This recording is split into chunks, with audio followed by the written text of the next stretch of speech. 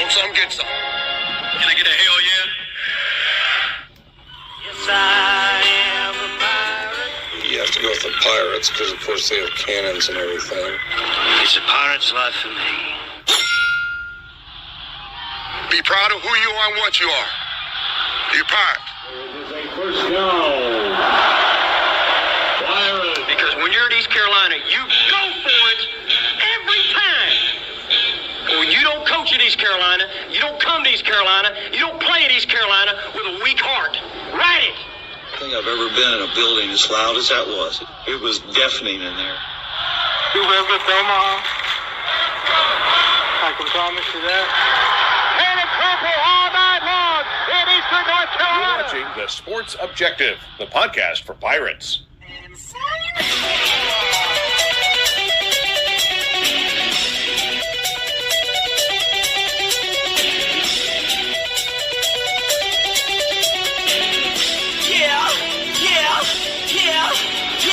My heart is purple and gold. I'm a pirate down to my soul. And I don't back down, not at all. Find out when the cannons explode. All right, welcome into the emergency pod. Should I stay or should I go?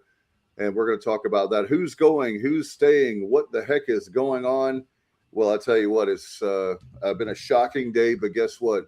That is the world we live in right now. And let's bring in Kyle from LaGrange Barber. What's up, dude? Hey, dude. Sorry, I was responding to a message. What a crappy day to be a pirate. I'm sure we're not the Lone Rangers, so to speak. Here, I'm sure there's other so-called Group of 5, Group of 6 schools going through the same crap right now. I'm really sick of this. I don't know how most schools at the Group of 5 level, how you continue with this like this, how you. I'll say this on the quarterback situation, but unfortunately we lost our coordinators too.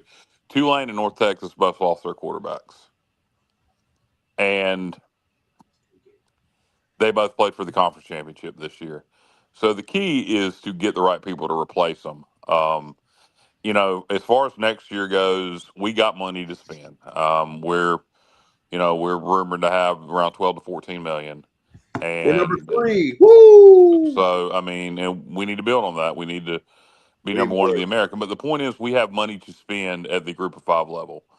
If you're number 3, the American, then you're going to be at the top part of the Group of 5. So, we can make some things happen. Guys like Yannick Smith and Connor leaving, I don't understand. I really, I'm sure we made them good offers.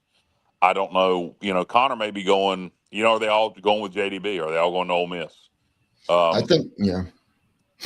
Who knows? But we need. The short term is to me is the more irritating part is the bowl game. You don't really feel good about the bowl game at all now. Without your quarterback, without your best tight end, without one of your best receivers, certainly not your best receiver. I think. Anthony Smith and Brock Spalding are both better than Yannick. It's just, we need some good news. We need to hear an offensive coordinator hire that we all get excited about.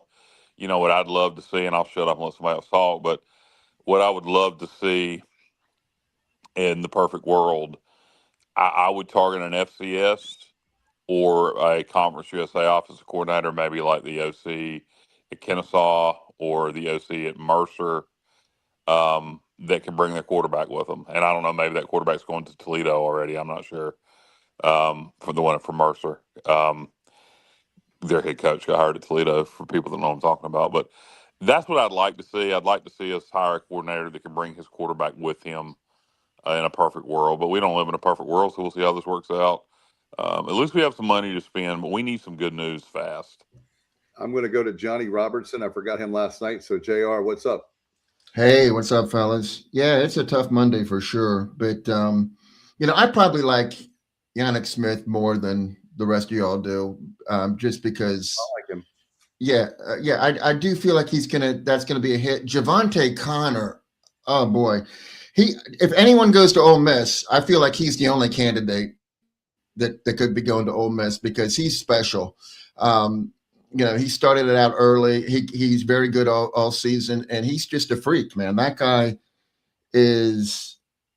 There's not many of him out there, and we've had some great tight ends recently. I feel like he's probably right up there with any of them. I think JR. I think he was actually underutilized in the passing game. I think I'm with you. Yeah, he was, really but I'm saying talent-wise, yes, he had the abilities that you can go back to whoever. I just don't. I don't remember anyone quite having his skill set that he has: size, speed, and hands, route running, blocking, all of it. He had it all. Anyhow, so but as far as Caton goes, we all knew. I mean, we said it. That's the domino. If he falls, the key to keeping the offensive core together is to keep Caton. And I truly believe that East Carolina did everything they could. I don't blame them in the least. I feel like they did everything they could to keep him. There's a point, though, that you reach where it's just not tenable.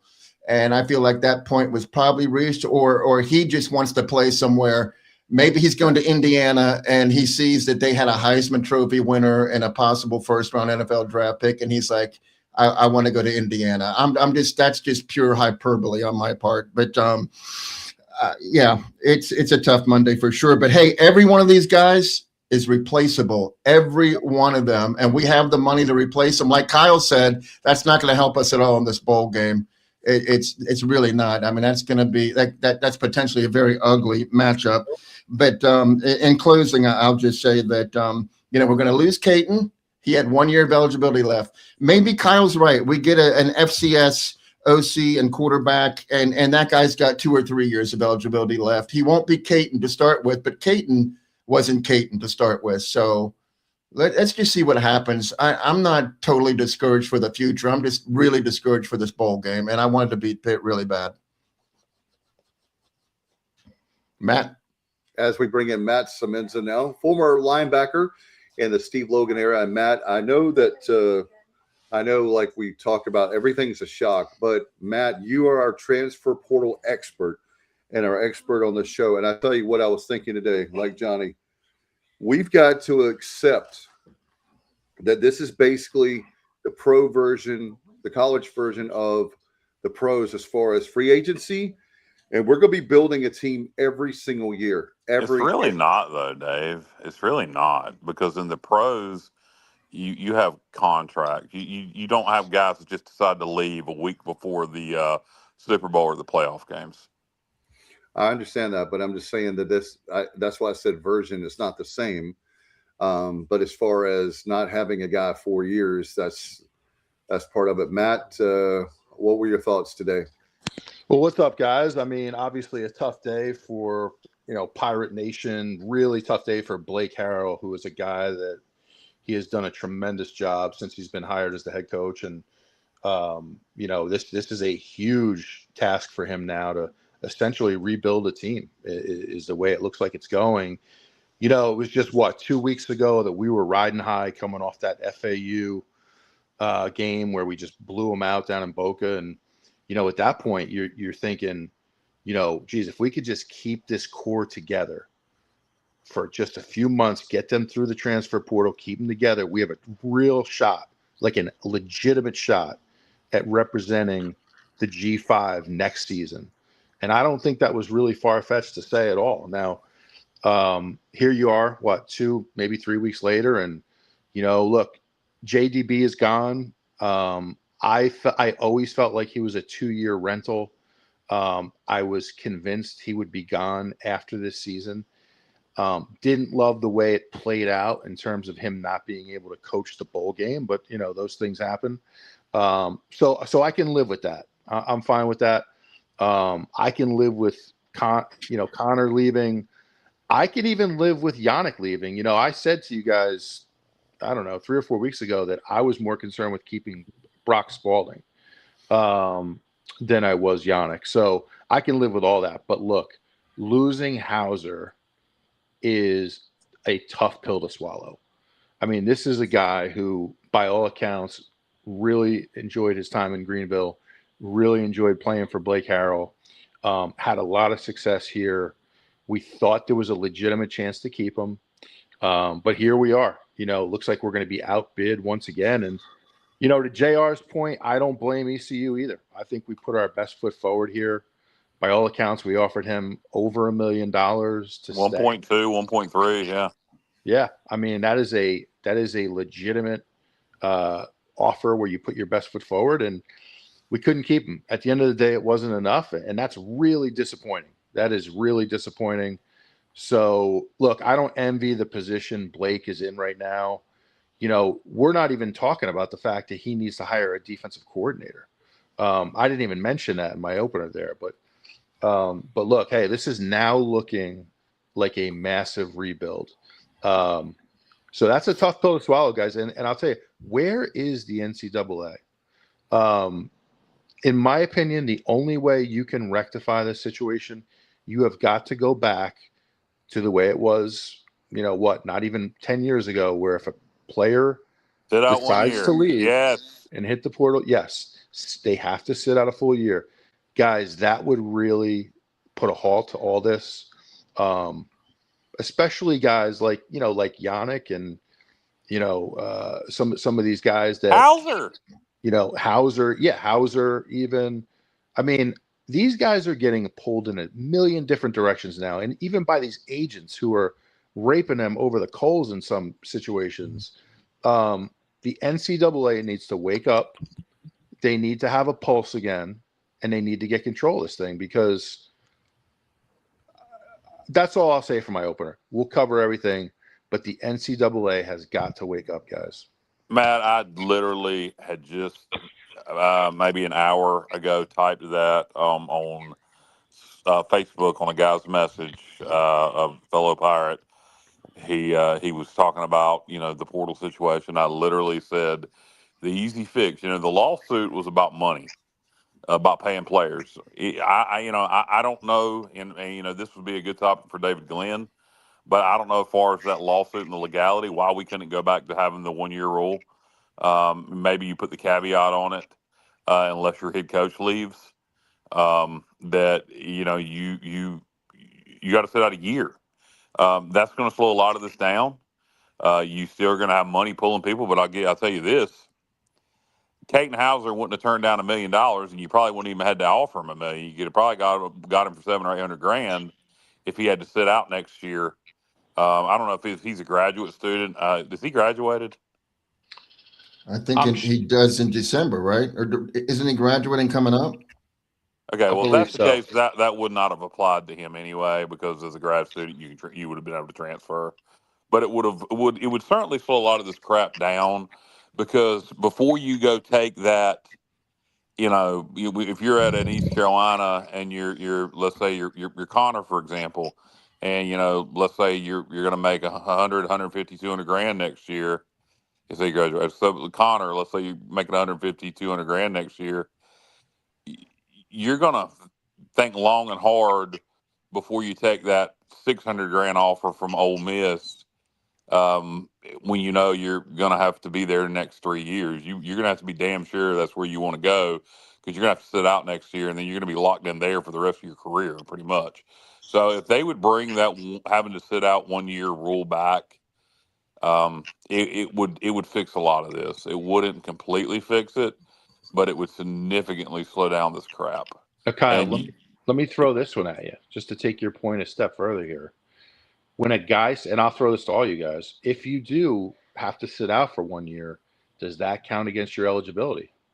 Yes. You have a redshirt year, and if you haven't used that redshirt year, then no. But if you've used your redshirt year, then yeah, it counts against your eligibility. I mean, that's how it always was in the past. Now maybe they tweak it to make it a little bit more friendly for the players, where it doesn't count against your eligibility. But it used to. You know what? I'd be fine with it either way, Matt. Even if it didn't count against your eligibility, it would still slow this crap down. I have a suggestion. Okay, so I like that rule, but if you remember, the rule actually was you had to sit out a year unless you transferred down to FCS. Then you didn't have to sit out at all. You were eligible immediately. So why don't we make the rule, If you want to come from the Power Four that's not going to happen. to the Group of Five, you don't have to sit out. You can play immediately. Boy, that would be wouldn't that be awesome? Yeah, it would be, but that's not going to happen. I don't even. You know what, JR? That would be great, but I'm trying to be what they could realistically do that would benefit everybody, and I think that would be the end. At some point in time, the fans have to matter again. Everybody's worried about the players and the coaches and everyone. What about us assholes that are paying the money? What about us people that are buying the tickets and giving to NIL and giving to revenue sharing and all of us that back not just East Carolina, at every college in America? At some point, you're going to have donor fatigue. You're going to have burnout. And I'm going to tell you what's going to happen, Johnny. You'll identify with this, Dave, too. And college football is going to NASCAR themselves. They're going to NASCAR themselves. NASCAR did it by alienating their core fan base and going to bigger markets and different markets. College football is going to do it by changing who they are too much. I think you're already seeing it. It is first going to hit at the Group of Five level. And I really think if college football doesn't do something to calm this crap down, like me and Matt are talking about, bringing back the 1 year transfer rule, you have to sit out if you transfer, even if it doesn't count against your eligibility. Something's got to slow this crap down. I'm telling you, it's getting to the point of absurdity. Again, particularly at the so-called Group of Five or Group of Six level, it's to the point where I'm just ready to say break away. Just the Power Two and the so-called other Power Two, which we know is the Power Four. I'm ready for them to just go over there and let the rest of us play college football. What about? I love the sit out a year rule, but what about multi-year control? Like, for instance, okay, you're going to sign a sophomore quarterback or any player, any position.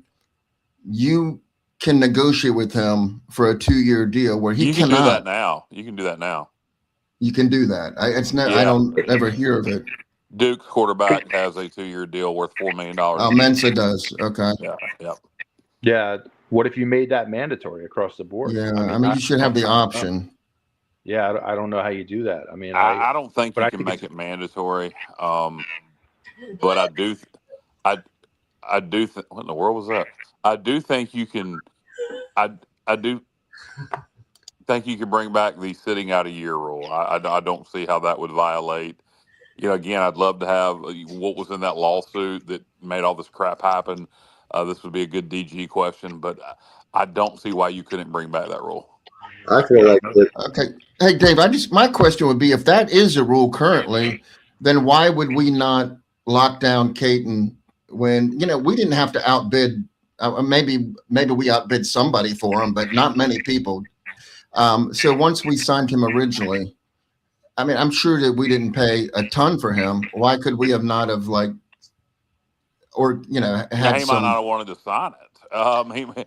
He might not have wanted to sign a 2-year deal, and something like that. If we'd have had him sign at what we signed him for last year, at the end of last year, we'd have signed a 2-year deal with him. It would have probably been for a couple $100,000.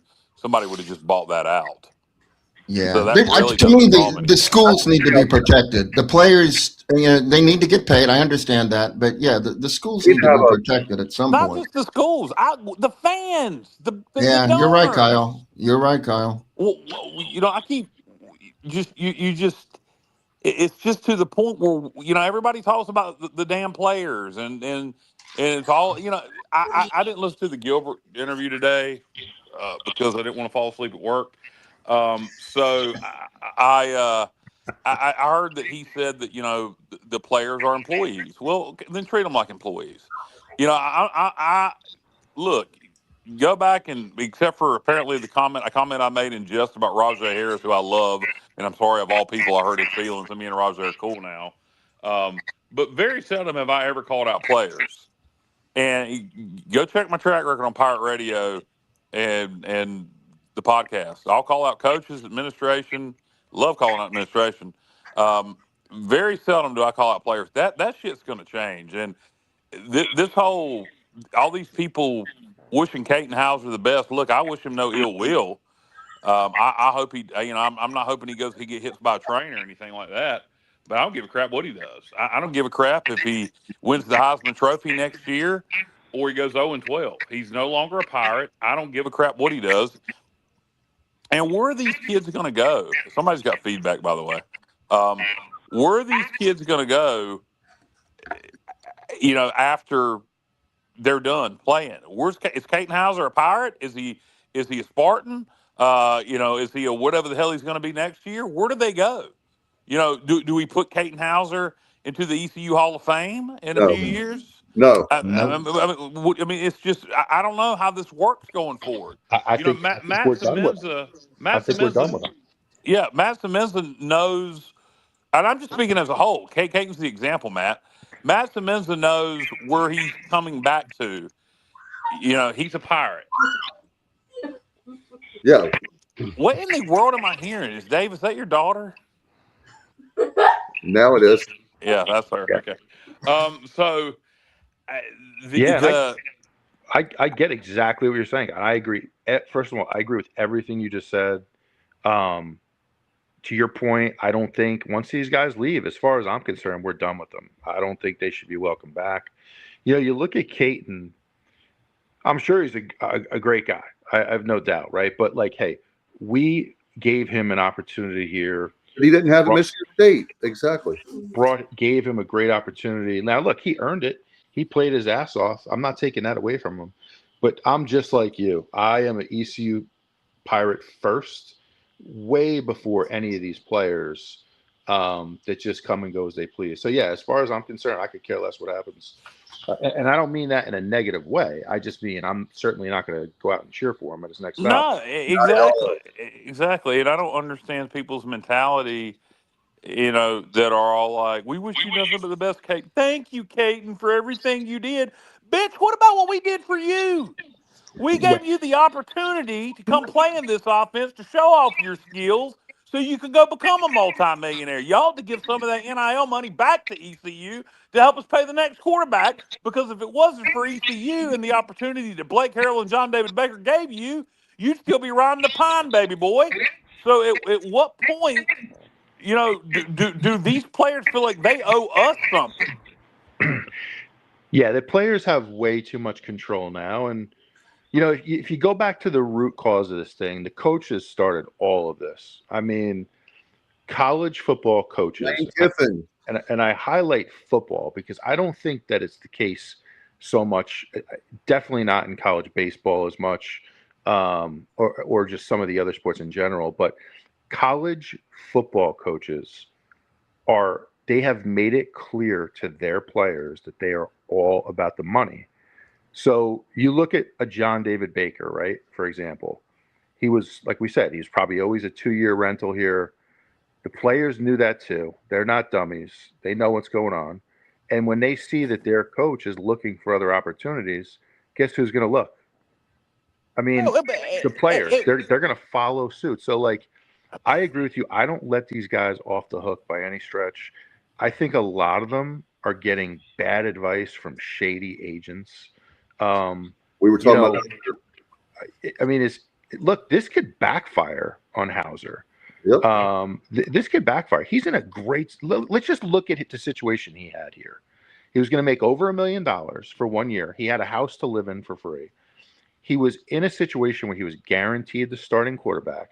He had a high-profile game at Alabama next year, and he had a team that was on the verge of representing the G5. So this guy had a great situation. He might live to regret that, honestly. And you look at a guy like Yannick, all right? Look, Yannick was not great this year. Yannick slowed down in the last 12 months. He was not a polished route runner. He couldn't beat anybody deep. What did he have? 43 receptions. We're not talking about Mike. We're not talking about Mike Evans here. So, look, all I'm saying is these guys could very well live to regret this move. Yeah, and look, you just let's talk about the offer that we made to Caton. Reportedly $1.2 million. Now he's going to go. I'm assuming if he's entering the portal, unless he just wants to play in that Power 4, because By the way, I'd like to take somebody from ESPN who came up with that term Power Four. I like, and I don't know if he still uses it, but Tim Brando called them the Autonomous Four, initially the Autonomous Five. But that whole Power Four group of term, I'd like to take somebody that came up with that term and take a ball peen hammer and beat them to it. And just anyway. It's at what point, you look at John David Baker went to Ole Miss for $1 million. Caden Hauser was going to make more than that here. At what point? How can these? You're not. And I know that happens in the NFL where the players make more than the coaches, by and large. But how do you keep control of 18, 19, 20, 21-year-old players when they're making more than their coaches? How significantly more in some cases? How do you? I think we're creating, for a lot of these kids also, how are they managing their money? How many of these kids, not Hauser probably, but how many of these kids are going to be millionaires now, then not do jack all of nothing in the league and go from being a millionaire at 21 years old to being broke by the time they're 31? That tells yet to be told because we're still in the infancy of this. But I guarantee you're going to have ESPN 30 for 30s out the wazoo if they're still doing them a decade from now. About guys that were millionaires in colleges who are working at the Target, when they're 31 years old. I guarantee you that's coming. You want to bet me on it? I'll agree with you on it. Good. You ain't got to bet. You agree. It's a smart move every time, Matt, to agree with me. Captain Ben Stolen said everyone's an expert at telling other people what to do with their financial Absolutely. And here's the thing too. Everyone's an expert of telling other people what to do with their financial lives. Oh, maybe so, well, maybe not. But I'll tell you what. What are we supposed to do? My loyalty is to East Carolina. Yep. Yeah. My loyalty is to East Carolina, and that's it. That's the way it's always going to be. Right. Exactly. Hey, Richard asked me a question, Dave. Richard Osborne. Yeah. He asked me a question about Chaston Ditta. Yeah, in high school, he threw for 4,300 yards and had He had exactly 47 touchdowns and 8 interceptions, and he ran for 673 yards and 122 carries and had 12 rushing touchdowns. So, a true dual threat in high school, very efficient. Let's see if it translates. I know he's going to get some action in the bowl game, regardless of what Mike Wright does. Chaston Ditta is definitely going to get some snaps. So, speaking of which, Ditta's not going to be the quarterback next year. No, we don't know who the quarterback. The quarterback's not on the roster yet. Unless he does get the start in the bowl game, go lights it up, and beats Pitt. Otherwise, no. I don't. He's only going to be a redshirt freshman next year. So I mean, I don't think no. Well, my point was, it wasn't so much to you, JR. My point was there were some people on Hoist the Colors that were saying start Ditta in the bowl game. Your goal is to win the bowl game, and you do what you do. For the players, those seniors, you give them the best chance to win, and that's going to be with Mike Wright. Thank you. Yeah, Norman Quick, of course, from the 1983 team. If there's a guy that has a right to say anything, just like Matt, it would be him. The problem is players are getting contacted before they enter the portal, which is supposed to be illegal. Exactly, tampering. But NCAA not doing anything about it, Matt. That's because they're talking to the high school coaches and parents, and they're skirting it. That's what they're doing. I'll tell you, somebody, what we should do as donors, I wonder if we could file a class action lawsuit against the NCAA. For not enforcing tampering. I wonder if the Pirate Club, if a group of fans could get together and file that they're not enforcing tampering rules, that we're spending our money and we're not getting return on investment because of tampering. I wonder if we could sue the NCAA. We meaning fans. Of course, you can. Because it's our money. It is our money. People talking about to homie who said everybody's an expert about giving people financial advice on what to do with their money. It's our money. It's our money. It's our money. Right. Yep. Yeah. Yep. Hey, Kyle, I think that might have a good chance of winning too, because the NCAA in court cases doesn't have a very good record there. Let me tell you how bad the NCAA is, Matt. Hey, Matt, do you remember this? So the Supreme Court, and I'm not getting into politics, has been divided, as we all know. But that case was a 9-0 decision. 9-0, 9-0. They got their butts kicked in the Supreme Court over NIL because instead of embracing NIL, instead of being proactive, being ahead of the game, no, they want to be reactive and hold on and hold on. No, if they would have never let it go on to court, if they would have put something in place reasonable, right, this nonsense would have never happened. And I think I thought that rev share would calm the Wild West down some, and maybe it still will. I do think they're slowly reeling things in. We've shortened the portal period. We've gone to a rev share model over what we had initially with the Wild West NIL model. There's still NIL. It's got to go through clearinghouses, yada yada. But we need something to really calm this down. And I know we're chewing our food twice, repeating ourselves. But as me and Matt said earlier in the show, if you go back to having to sit out a year to transfer, that's not keeping anybody from getting paid. That's not limiting the amount of times you can transfer. I don't even care if it doesn't count against your eligibility. Just make them have to sit out a year, and that's gonna really make kids think before they just jump. Absolutely. And really quick, thanks to Norm Quick for chiming in. Look, that 83 team, those guys had a great run, and I can only imagine what they're thinking tonight. Just I know how I think as a former player, being so loyal to East Carolina, but hopefully we can get more of the 83 guys to chime in more often. I'd love to hear their thoughts on this too. But look, I think there are some unintended ramifications that we're going to see from all this too. You're going to start to see the bowl games are going to be completely gone. If this continues at this rate, within 3 or 4 years, there aren't going to be any bowl games. And I'll tell you why. Why would you want to sponsor, if you're a business, a corporation, why would you want to sponsor a bowl game? Put Kenny Meyer's comment up there to what Matt is saying. Why would you want to sponsor a bowl game when half the players opt out? Okay. You're not going to have great crowds for these games. I mean, look, and this is not a knock on ECU fans at all. It's not a knock. I understand if people don't want to go to the bowl game, but there's a large portion of our fan base that was going to go to this game that will not go anymore because of what's just happened, what's just transpired in the last few weeks. And I'm one of them, Matt. I may not go, and I bought tickets. I've got 2 tickets and a parking pass, and I'm just. And I don't fault you for it at all. I don't fault you, because money is not unlimited, and we have decisions now. The way this is now, I may end up day tripping it, Matt. I may end up day tripping it.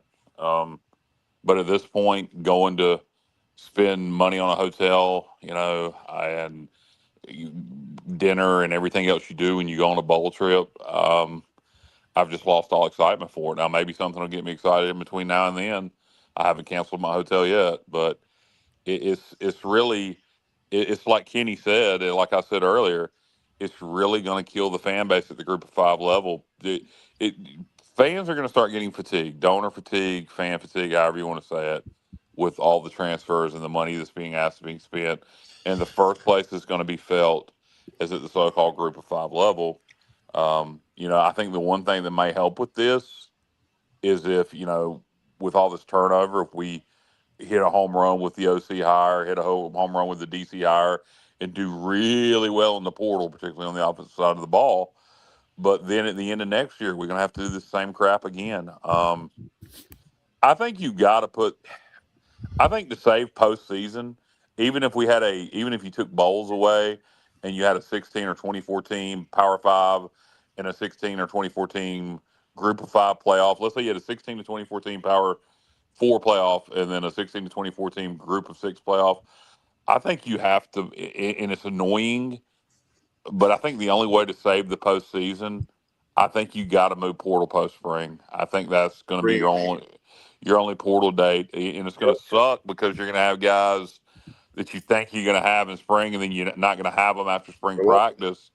But I think it's really the only way to save the postseason. You're going to have to move that portal date to post spring, and it'd be the only date. No doubt. And for me, Kyle, you talked about a point, and I think this might be speaking of saving graces, I liked your idea. Let's combine the American and the Pac-12 and have a super league, because I think that way, to have half the teams in the West, half the teams in the East, you have one trip that you have to make West, or if you're a Western team, one trip that you have to make East, to be able to save on cost. And I think that's the way that we, being the American and the Pac-12 that's trying to rebuild, if we combine forces, man, oh man, we could. Well, you don't even have to do it in football. You wouldn't even have to do divisions. If you really wouldn't. I like divisions, but if you wanted to make sure you had your two highest ranked teams playing, although I would question you could, huh? I was just doing that for travel costs. I don't think you're really. I think in a league that big, in the 16-team Pac-12 we're talking about, you could do that, and you're pretty much going to be guaranteed to have the two best teams playing for the championship anyway. But if you didn't want to do divisions and you merge the two leagues to try to form a new power league and get more money from TV, et cetera, you don't have to worry about travel costs in football that much. You only play 12 games in conference. You're going to play a 9-game conference schedule in this scenario, so you're going to play 1 year 5 at home, 1 year 4 on the road, and then vice versa next year 4 at home, 5 on the road in conference play. The divisions would need to come into play if that Super League was formed for basketball and Olympic sports. That's where you would have to do your divisions. Divisions for football, I would like it better, but it wouldn't be unnecessary. Philip says this isn't just a football issue. Look what's going on with basketball. How in the bloop can ECU compete in basketball? Well, Philip, we talked about this ad nauseum. The bottom line is it doesn't take that many players in basketball. We have money right now in basketball.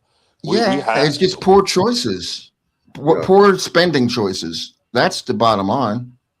Yeah, I mean, we have a major donor that's really helped with basketball, and we had a decent budget. It's only you only need a couple of really good guys to really change your basketball program. Love it. How about that? JMU to cripple the Sun Belt and then merge with Pac-12. I agree. Like I personally think, I'm not usually for mergers, but I think that's a way you want to talk about making. I'm not for a full merger. What I would like. Yeah, that would put the conference at like 22 teams. What I would like best teams. What I would like to do. You keep your 8 and your Pac-12 how they are, and then take East Carolina, South Florida, Memphis, UTSA, North Texas. God, who would the other 3 be? Well, what are the academies? Yeah, no. Army, Navy. I would say football only. Put them in there, too. And then grab Air Force from the Mountain West. Actually, and there's your 8. There you go. Justin said he saw on Twitter, Liberty is expected to spend $20 million for revenue share next year. Well, you know what? Liberty's got a lot of money, and they're hurting. They haven't been getting a lot of people wanting to transfer in there because you're not allowed to touch a girl. So they're going to have to spend some money to get guys to want to stay there and put up with their ridiculous rules. Hey, Dave, what was that last comment you put up there? You put it up too quick. I didn't get to read it about basketball. Oh, crap. Hold on. Okay. Pernetti needs to set up a I agree. American Pac-12 challenge. That would be cool. Yeah. Great. That'd be awesome. Great. And that would be better than some of the cupcake games we're supposed to win. Anyway, you could put a game or two. It will at least be one game there. Yeah. How about this? This is for Semenza. You fruitcakes are worried about this. That's definitely not for me. You had one coach who didn't want any transfers in order to save his job. He was forced to start the process. Insert new coach, and more transfers you are. One game away from CFP. They transfer in and they transfer out. Kyle needs to listen to Gilbert's interview today. We're fine. Libbiana, I will not listen to anything Gilbert says. Oh, well. Hey, Dave, for those out there that care, can I just quickly go over the offensive skill positions and show what we have coming back? Please. Because, obviously this does not include the transfer portal, which I think we're going to hit hard, especially on offense. But I'm just going to go very quickly through the 4 positions. At quarterback, we have Chaston Ditto will be a redshirt freshman. Cole Hodge will be a redshirt freshman. Or actually, it's Connor Hodge. Cole's the wide receiver. Then we'll have Raheem Jeter is a redshirt junior. Now, whether he comes back or not, I don't know. This is just who's on the roster right now. Running back, we got London Montgomery, redshirt junior. Parker Jenkins will be a senior. And then we have TJ Engelman, redshirt sophomore. And Dewan Lacey will be a redshirt sophomore. At tight end, we got Desirio Riles will be a senior, but I'm hearing he might opt out of the bowl game. And so that would lead me to believe that he's probably going to hit the portal. But so far, he's on the team. So we got him as a senior. We have Mason Brown, redshirt sophomore. Then we have Kamen Reynolds, who redshirted, but he's supposed to be pretty good. He'll be a redshirt freshman next year. And then at wide receiver, we'll have Brock Spalding, redshirt senior. Jaquez Petaway will be a senior. We got Tyler Johnson, who'll be a redshirt senior. We got Dylan Lorick, who had a couple really good catches. He's going to be a redshirt sophomore. Waiters also had a couple good catchers. He's going to be a redshirt sophomore. And then you got Johnny Williams from Havelock, who was really a running back in high school, but they project him as a wide receiver next year. He'll be a redshirt freshman. And then the other Hodge brother, he'll be a redshirt freshman. That's a good place for him, Justin. And then Malik Leverett will be a redshirt junior. And then a freshman from this recruiting class, we'll have Trey Burke as a quarterback, and then Dawson Quarterman, who's supposed to be a monster at wide receiver. So, I mean, the cupboard is not bare. We have some depth. If you add in the transfer portal, I mean, we could have a good team next season. Oh, we could have a really good team. We definitely could. You may get an OC in here that brings half his team with him. I mean, all is not lost for next year. I think we need some good news soon, and it's going to be slow going on the portal. Don't open up till January 2nd, but when it opens up, everything's going to start happening fast in terms of when we can actually take players because it's only open through the 16th. I think we need 3 can't miss receivers. I think you got to take 3 receivers you can't miss on them. You maybe take more than that, but you got to have 3 that you really know are going to hit. We need to take 1 or 2 tight ends, depending on. By the way, if I'm the other tight end, JR, help me out. Desirio Riles or Javante Carter? And I see Connor just left. Why? What are you doing, Riles? You can get more money now than was offered to you initially from us. You see we're down 1 tight end. Why would you leave now? That makes 0 sense. Yeah, I agree. And that'll hurt too because Mason Brown is primarily a blocking tight end. So we don't really have a great receiving tight end on the roster right now if Riles left. Here's the thing, guys. Like these opt-outs and these portal hits, if they start hitting our offensive line, if they start hitting our left tackle, McCrimmon, if they start hitting up our right guard, Poku, I mean, these are really tough to fill. Now, we don't know if that's going to happen, but there's going to be more. I mean, today are just the first few dominoes. Yeah. Because a lot of these guys, when you're 18, 19, 20 years old, you're getting influenced by agents. You're getting influenced by your buddies back home who everybody wants that name brand. Look at Riles.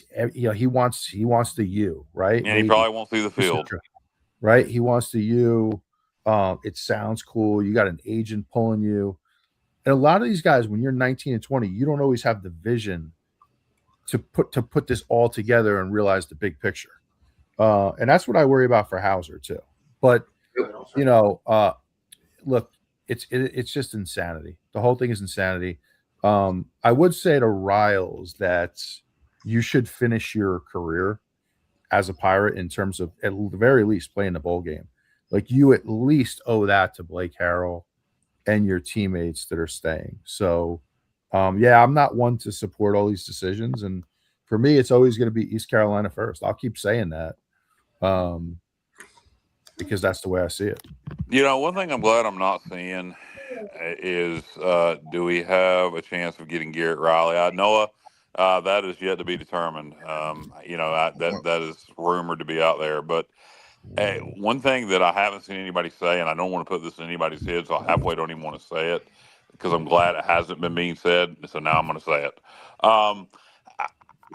I'm glad nobody is like going, well, maybe all these players know the real head coach was John David Becker, and that's why they're all leaving because JDB left. Now everybody's following suit, and I think it has more to do with. I think this has more to do with Hauser's decision to leave, and now everybody else is following suit because Hauser's leaving. But I don't know. We do need to get this OC hire done in a hurry. You don't want to make the wrong decision. But we need to be. Sooner we get an OC in here, the sooner we can start putting together the rest of the offensive staff, depending on who else is going to leave, who this guy wants to bring in himself, and the sooner we can start evaluating players that are going to be entering the portal, particularly at quarterback. And the Pirates, the fan base needs some good news. Yeah, Robert Dedrick asked about Kevin Monroe's son because we didn't offer him because our tight end room was full. Here's the deal.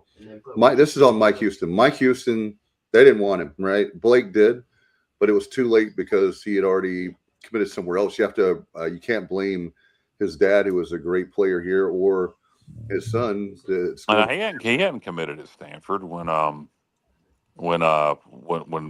Houston was still here. That didn't happen until September.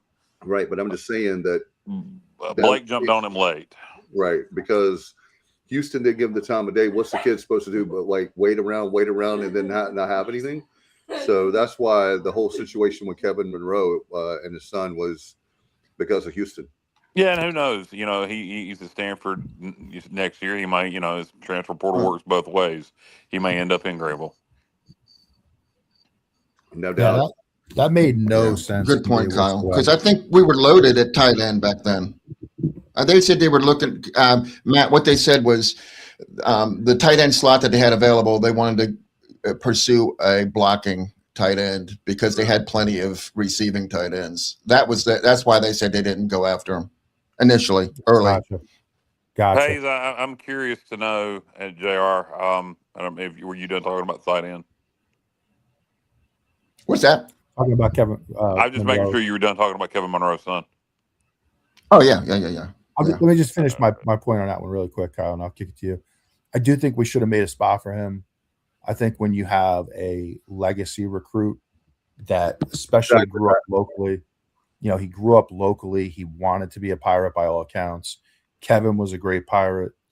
I think you make a spot for that guy.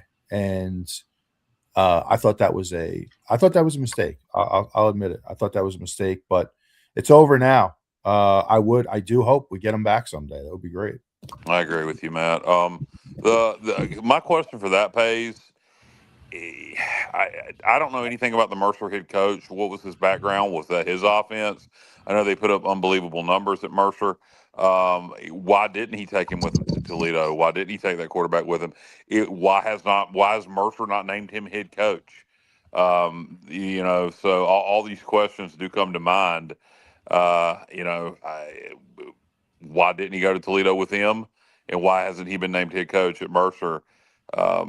So those would be a couple of red flags for me. I would need to know more about, and I'll do some research on the now Toledo head coach, former Mercer head coach, to make sure this was Mike Jenkins, I think's his name. Yeah, to make sure this was truly the OC's offense. What about the OC?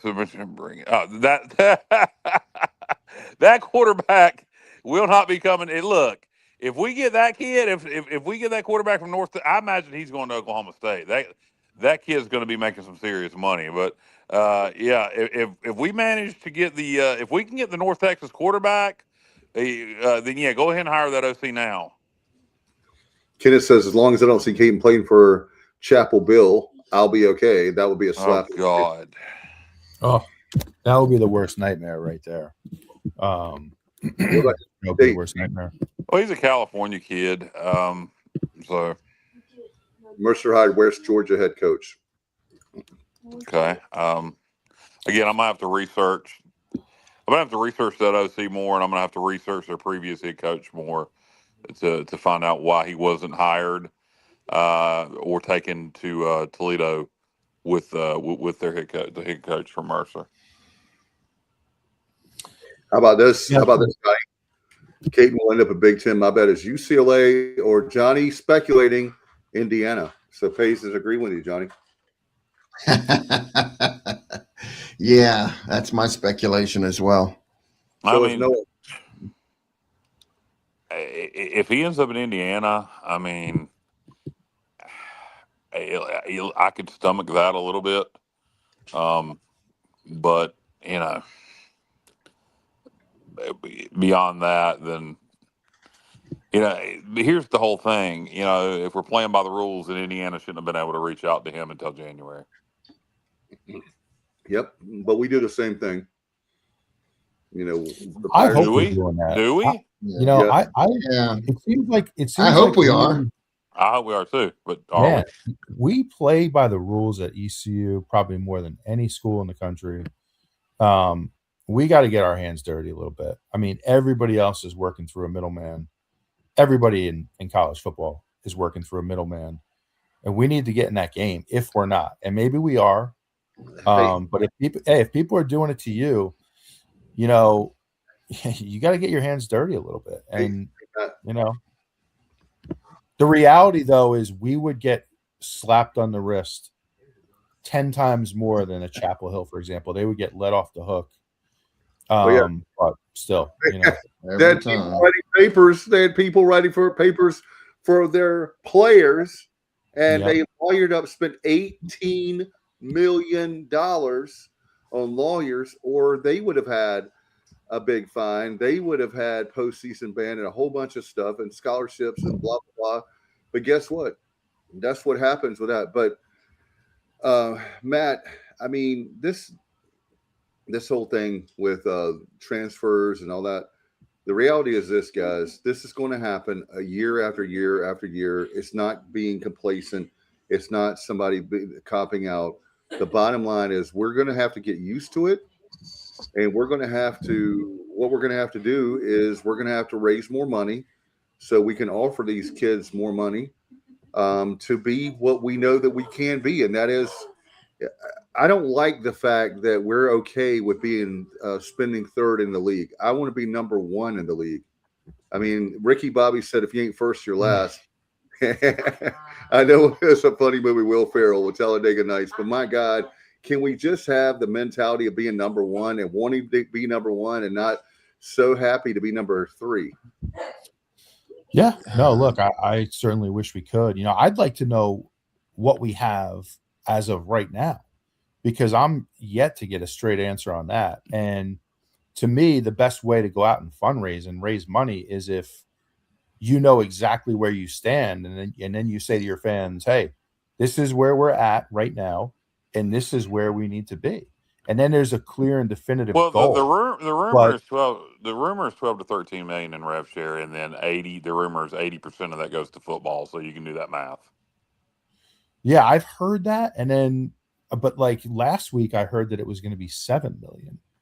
So, and look, now Pays is saying 5. So, like, we're kind of all over the place with this one based on what we're hearing. You know what I'm saying? It's just tough. I just wish there would be a little more transparency about how much we have. You know, but you know, I don't 80% goes to football. Is that what you're saying, Kyle? That's the rumor. Okay, so if we had between 12 and 13, let's say 12 and a half, 80% of that would be 10 million.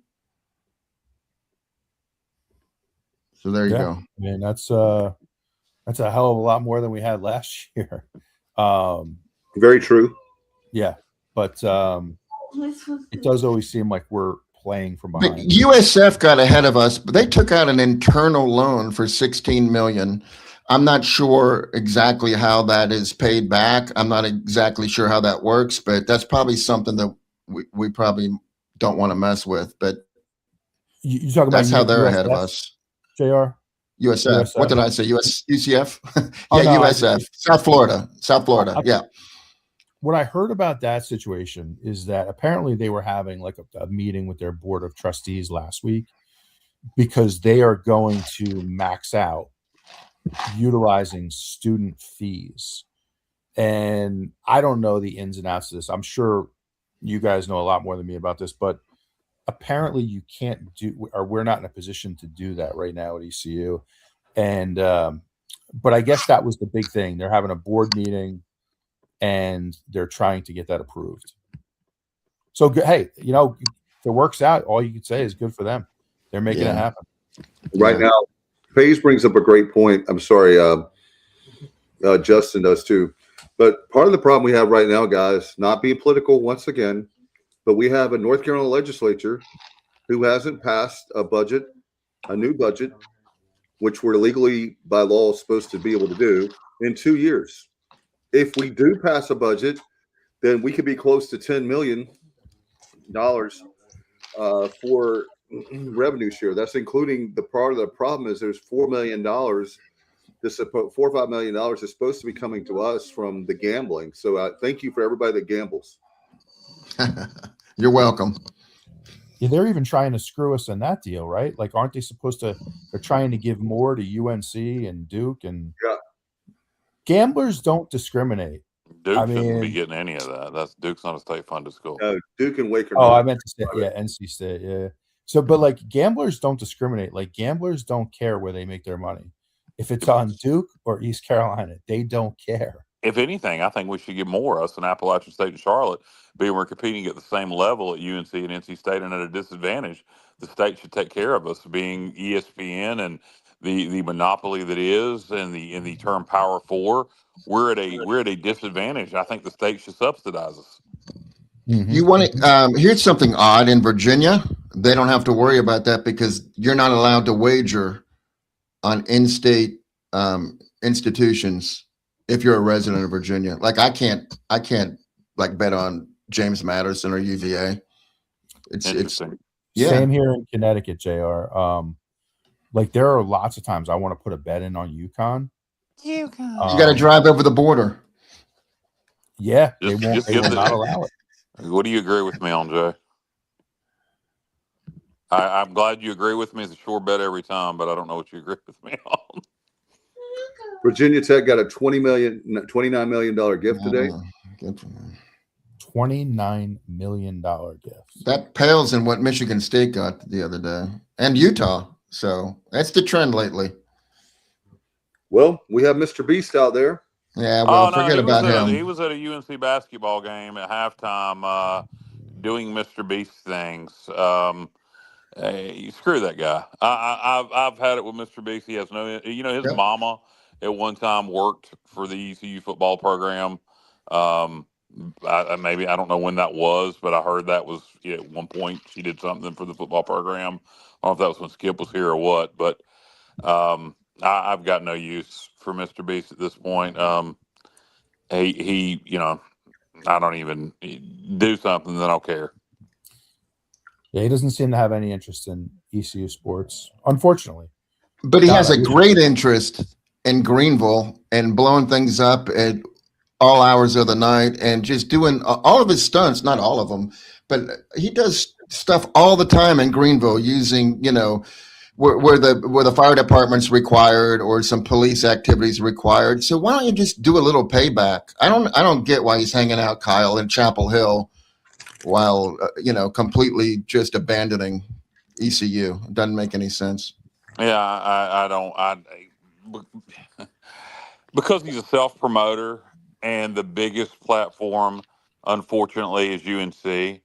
And that's what it all comes down to. He wants to be tied to the biggest name brand in our state, and he doesn't give two shits. Yeah, he gives money to all these people, but most of that money is coming from the sponsors on his video. It's not coming out of his pocket. He's a multimillionaire. And yeah, he helps people out, but it's all he is a self promoter. That's what he is. And the damn fool doesn't realize he could actually. I'm going to be the first. I'm going to make East Carolina the first Group of 5 football team to win a national champion. He could do that. He could make sure we have the highest revenue sharing in the Group of 5, that we're the equivalent to the any Power 4 team. Get us the most talent. We put Mr. Beast everywhere. It'd be all over the place. It'd be a big story on ESPN. And then when we make the playoffs, he would be all over that. Mr. Beast Stadium.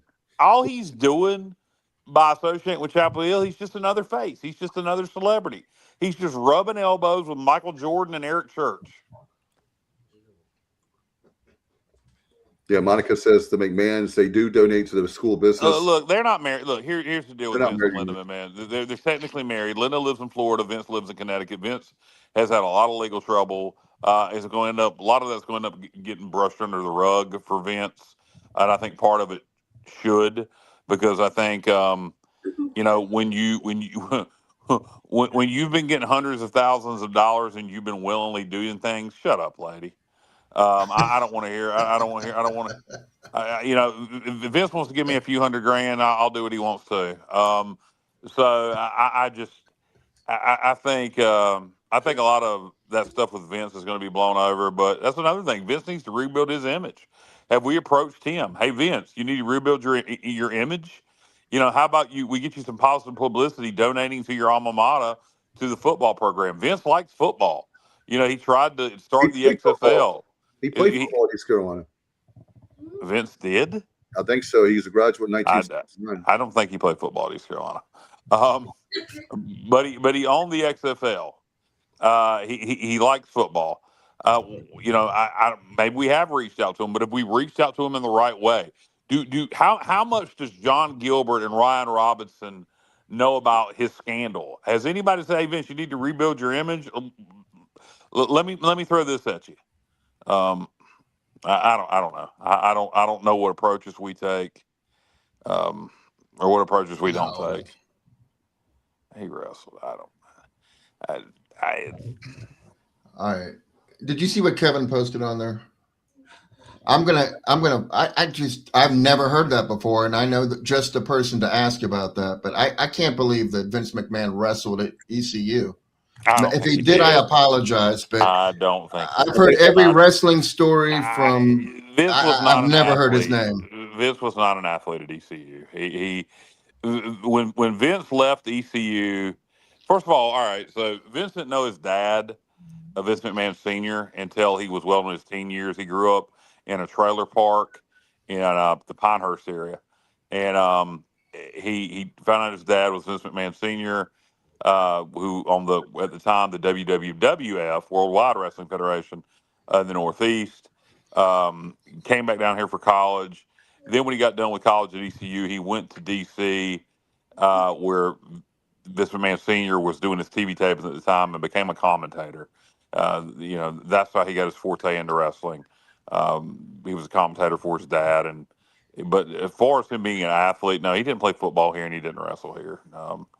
If I'm wrong on either one of those things, I'll gladly be corrected. But I'm pretty knowledgeable about ECU, and about more so probably than a lot of people. As far as my ECU knowledge, there's a lot of people that know more than me. What I'm trying to say is, you're probably not going to meet another podcaster associated with East Carolina that knows more about professional wrestling, with apologies to my co-host Stevie Fly, who's not here tonight. And Matt, you're a WWE guy as well, right? I pretended to be one the other night when Kyle and Stevie were live. Right, Kyle? You pretend is the operative word, Matt. Yes. Yeah. No. The only thing I know about wrestling was a brief period, like 80. Yeah, like 86 through like maybe like 89, when like WWF was at its prime. Yeah. But I don't know anything about today. But yeah, you just lit the fuse, Matt. You just lit the fuse on what was that? That was last night. Yeah, and then let those two. I learned a lot though, Kyle and Stevie. So. Oh yeah. those guys definitely have a serious knowledge of professional wrestling. But guys, just to get back to the bowl game for a minute, I saw that the line went from, I just saw about 5 minutes ago, it's 7.5 now. Yeah. I want to say it got down to 4.5. It did. No, 4. It went from 6 to 4 quickly, and then from 4 straight to 7.5. According to ChatGTP, Vince McMahon did not wrestle collegiately at East Carolina. I think that was a joke, like I said. Well, maybe. Okay. It could have very well been. Yeah, the line's up to 7.5. It got down to 4. I expected it to go up even more. Yeah, I think for every opt out, every guy that hits the portal, you're going to see that line go up. And I haven't really followed. Do we know of any opt outs or portal guys from Pitt? I haven't heard of a damn one. I haven't heard. Yeah, I went to their 24/7 site. Nothing. Okay.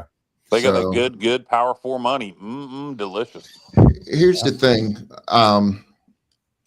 Asking Mike Wright or Chaston Ditta to orchestrate an upset against Pitt is one thing, but when you take away, 2 or 3 of his best weapons, it's almost just not fair. So Kyle, I just want to say that I completely understand why you and anybody else is not going to invest in making that trip. And I know you still might come, and I hope you do. But for me, I'm just closer. I'm much closer. It's less of an investment for me. I just want to go there to support the 30 seniors that are going to be there. And Mike Wright, I want to see. I just want to be there in case something crazy happens, which it might. I want to say, yeah, I was there when the Pirates went there undermanned and took out Pitt in the Military Bowl. So I'm going to go to support the seniors, to support Mike Wright. And but I understand if anybody chooses not to go, I completely understand. I just have the luxury of being just a little bit closer than y'all. Yeah, and I'm 50-50 on it. The tickets are purchased, the parking pass is purchased. I'm 50-50 on it. The good news is if we don't go and we pull off the upset, I'm going to just blame Jessica. Oh, my God. Wow. The whole time I'm going to be like, you didn't want to go. That's I knew you really didn't want to go. You didn't care about going. If you'd have wanted to go, I would have went. But you. Yeah, I think Mike Wright can. This is a chance for Mike Wright to really cement his legacy, and to really, nobody's given. If you're Pitt, maybe you catch them on a day when they say there's no way they can win. Because they don't have their quarterback, they don't have wide receivers, they don't have running backs, they don't have this, yada yada yada. I haven't heard a single defensive lineman come out yet. Dave, don't jinx us. We got 12 days. I know, but yeah, no, I hear you. Hopefully they won't. But with Mike Wright, I don't know that they're going to, they're preparing for him at this point. I'm sure they will going forward. But he did throw 24 touchdown passes in his NCAA career, so he can throw the ball. So it's not just Mike Wright running all the time. He can throw the ball, but you definitely have to mix some stuff up. He just can't be a pocket passer and expect to, have good results. So if he wins, Dave, if he can somehow orchestrate an upset, he will be a legend in Pirate lore forever. You're right about that. With Rajay, great point. Be Mike Wright. That's a great point. Like, how about this? Maybe when Vince's image improves, we can induct him as an honorary member of the EC Sports Hall of Fame for his contributions to sports entertainment, pro wrestling. It would get publicity. I think he should improve his image by donating to the football program. $1 billion. Here's the thing about Mike Wright. Like, for him to be effective in this game, we have got to get him establish a few plays early where we establish his ability to throw the ball, because the thing is, if you don't establish that, people are going to understand what's coming. It's going to be read option. All right. It's going to be hopefully a little bit of speed option.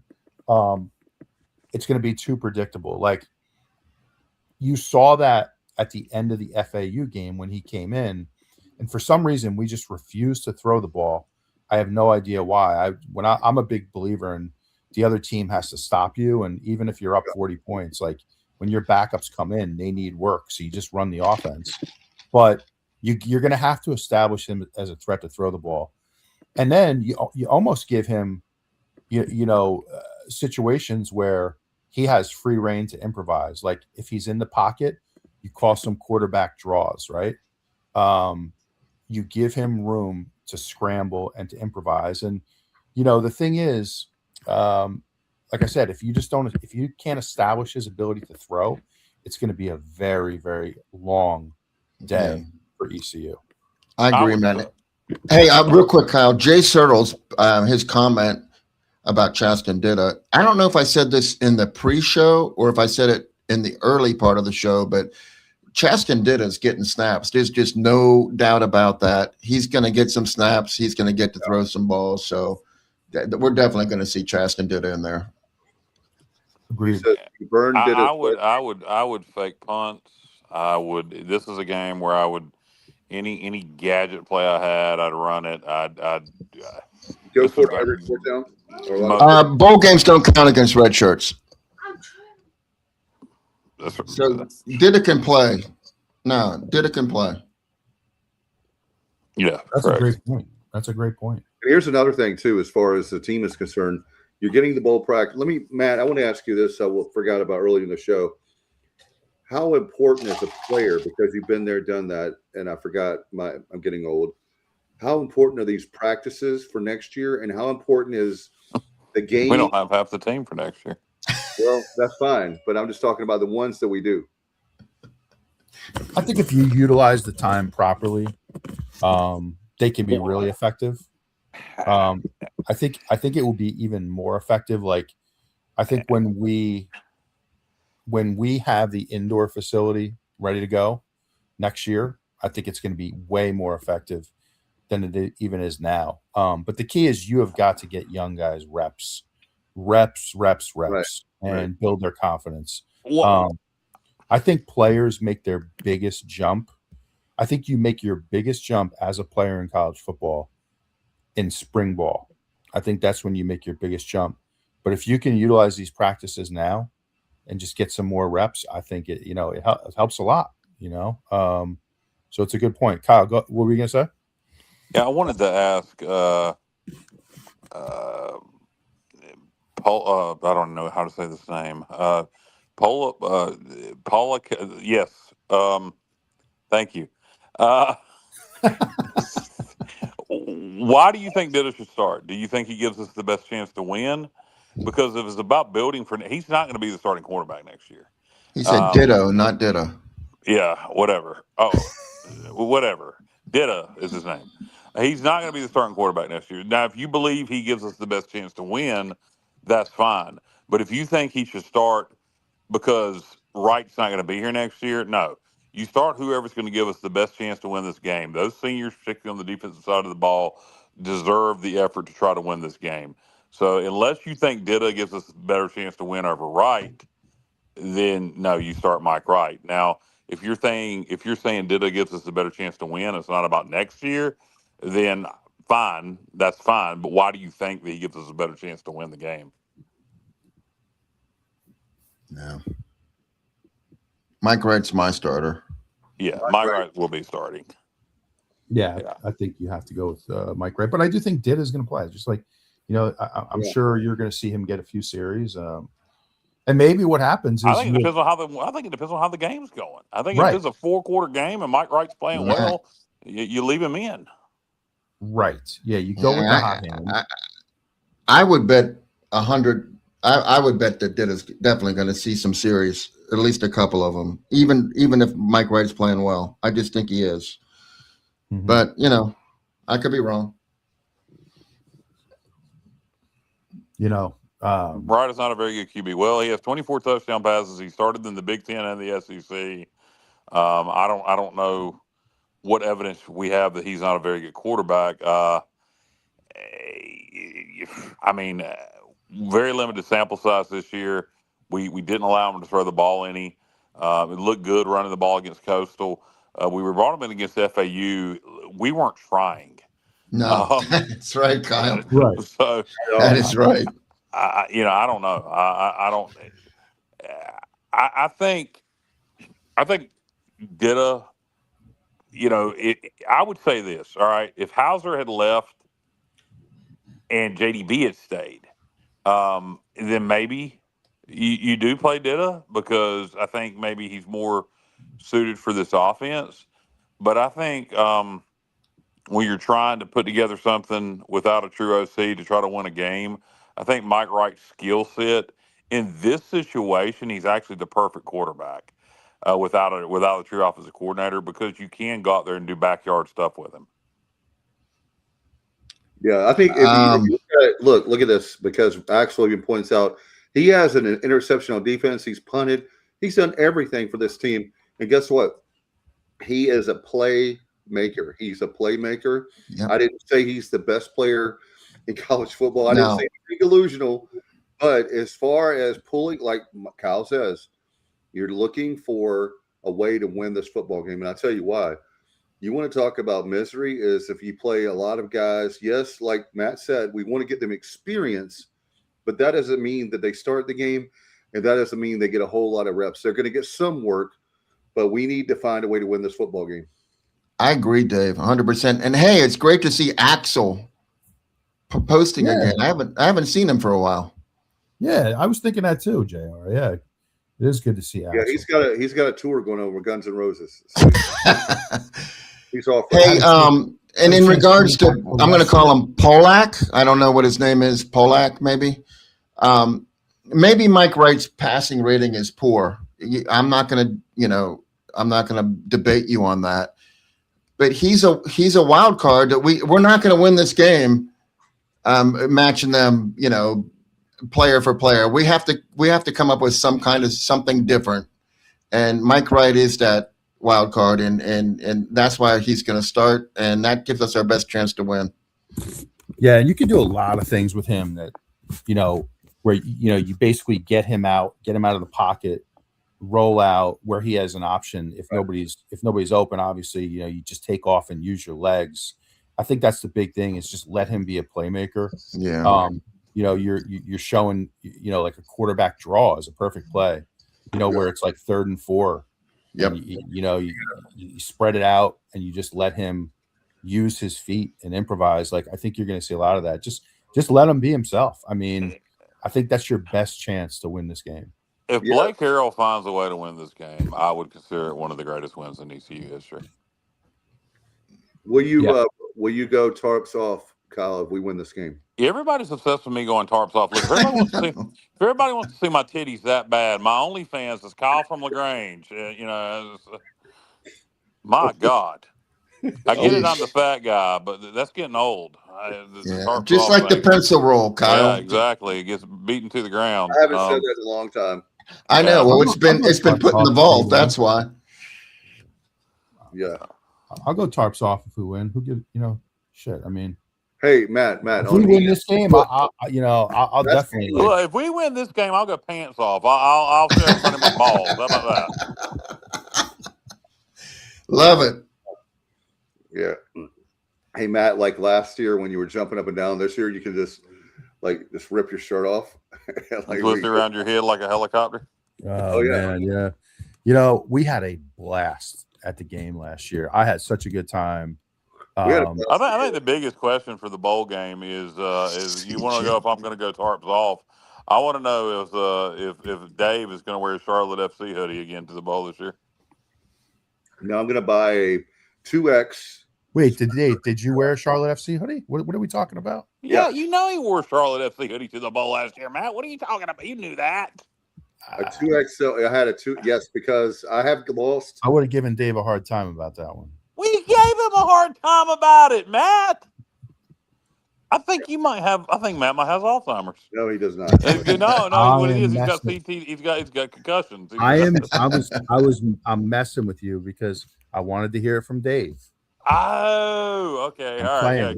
I'm playing. About to say, God almighty, Matt, we gave him hell. Oh well. Justin Bud says he'll donate 1,000 just for Kyle to keep his pants on. Hey, this is a great revenue sharing. Kyle is going to take his pants off unless we get $12 million by Friday. Matt, you know, it would be a perfect ending to this bowl game would be Mike Wright to score the winning touchdown and then high five Bubba. You know, that would be amazing. That would be Bubba's still waiting for a high five. His hand is still out there. We got to get a picture of that for the show where we can put up here. So, but man, there were two interesting stories last year around this time. The first one was Kyle with the handshake heard around the world. Right, with Kyle? Blake Harrell, yes, yeah. Good luck. Kyle from LaGrange Barber. And then Bubba with the longest handshake in history. The Bubba. He wouldn't let go of my hand. And Bubba with the shortest high five in history.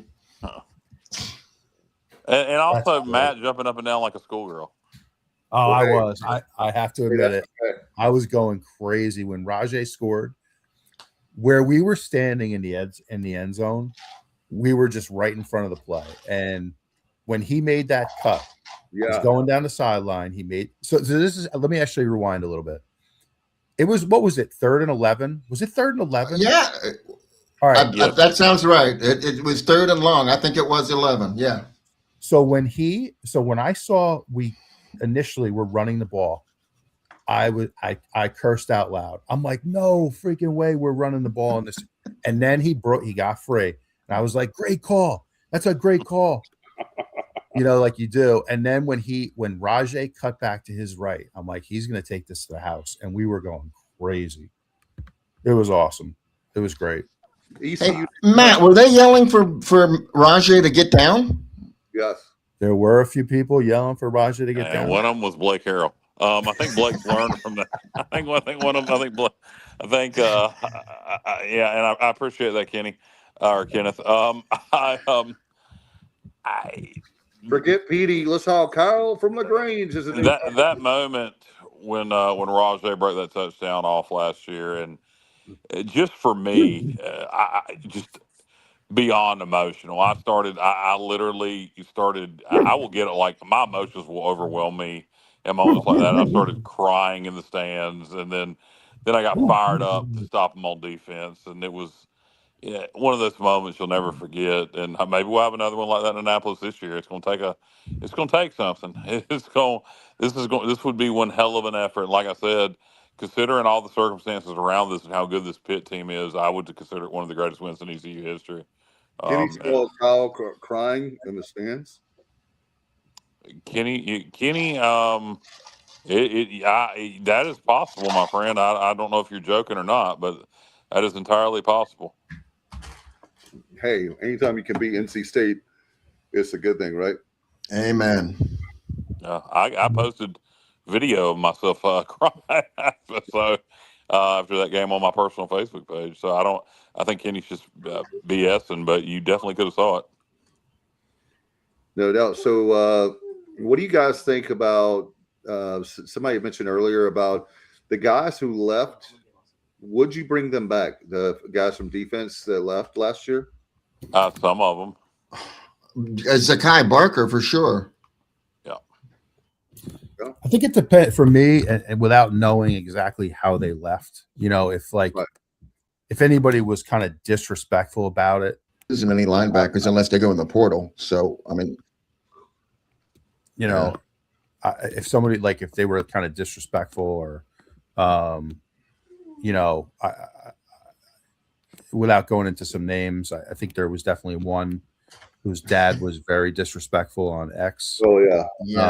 An offensive player. An offensive player, and I don't even want to mention his name. I don't even want to give him the airtime. Yeah, Monica makes a great point. Tegan Wilk was tremendous this year. You know why Tegan came back?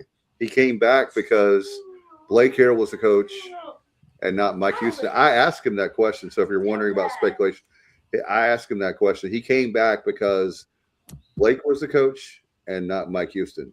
And it worked out. Yeah, I mean, if you leave on the right terms, I'm fine with it. You know, we could definitely, you know, look. But I just without knowing, I just can't. I can't say. Well, there's speculation that we're going to do that we're going to bring back some guys, particularly on the defensive side of the ball. So I think if I don't think Blake would be looking into doing that if he didn't think it was going to be the right, decision. Yeah. And that makes our defense even better, potentially. We don't know what's going to happen, but oh no, he's a senior. I was going to say, I hope one of them's not Gavin Gibson. That wouldn't make Matt happy, but I think he's a senior this year. Yeah, that was a tough one. Him and who's the other one? Mims? Was it Mims? Yeah, CJ Mims. Yeah, CJ Mims. Yeah, CJ Mims.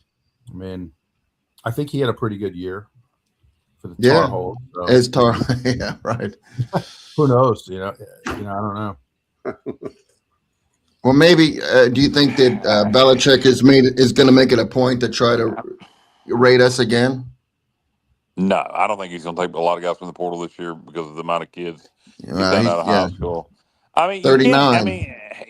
To answer the question, somebody asked about the triple option with Mike Wright. Yeah, you could do that, but you really don't want to establish a whole new offense.